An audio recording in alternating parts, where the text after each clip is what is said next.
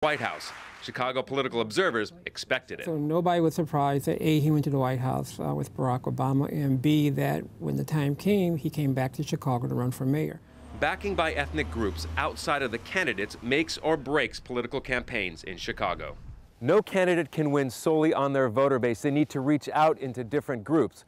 For Rahm Emanuel, he's focused on the African-American community and specifically on a group called the Obama segment, and they predominantly live here on the south side of Chicago. Can we count on your support for Rahm Emanuel in the upcoming mayoral election? And his campaigners have been very successful in doing just that. So on Election Day, February 22nd, the question is not if Rahm Emanuel will get the most votes, but if he gets the 50% plus one vote needed for an outright victory, avoiding a runoff election. Scott Heidler, AlJazeera, Chicago. Well, to South Asia now, where it's been over 6 months since the devastating floods hit Pakistan and displaced more than 20 million people. Now, harsh winter conditions in remote parts of the Swat Valley mean residents are cut off and left to fend for themselves. Kamal Haider reports. The distance to Kalam may be just 85 kilometers, but right now, it seems many times more than that. While the sun may be shining in other parts of the valley, the higher elevations are still under the clouds.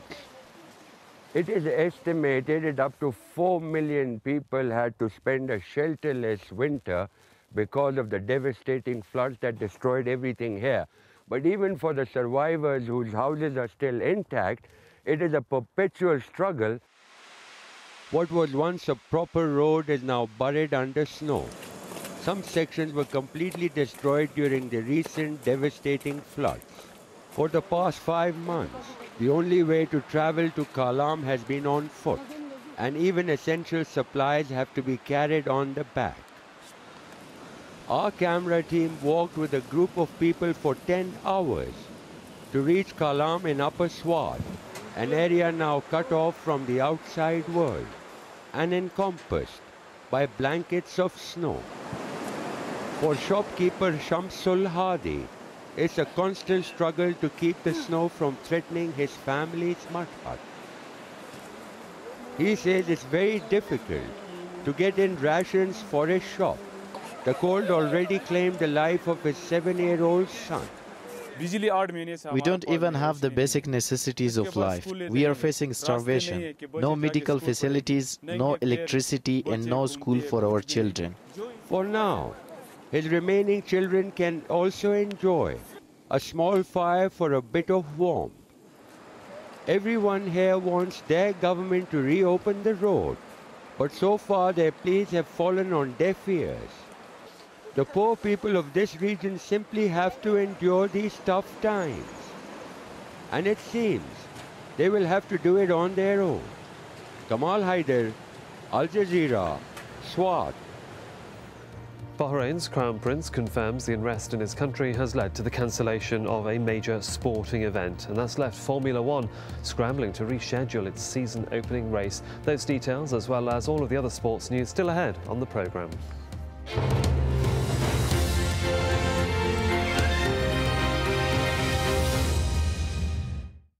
Business Latest is brought to you by Capco in just about everything.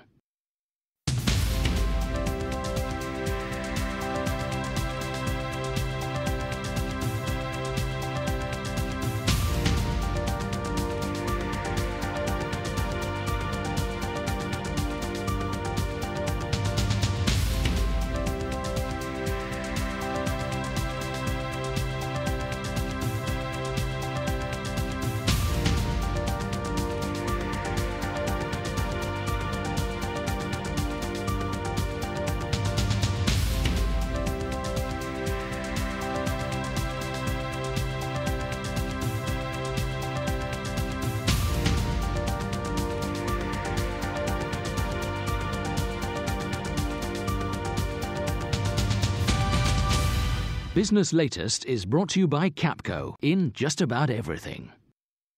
In my classroom, there is no Arabs. It's just me. They know they have to live here in our country. A Palestinian student at university in an Israeli settlement must find the uneasy balance between honouring his heritage and securing his future. You have to remember, here in this place was a country called Palestine. Mohammed Speaked, a witness special at this time on Al Jazeera.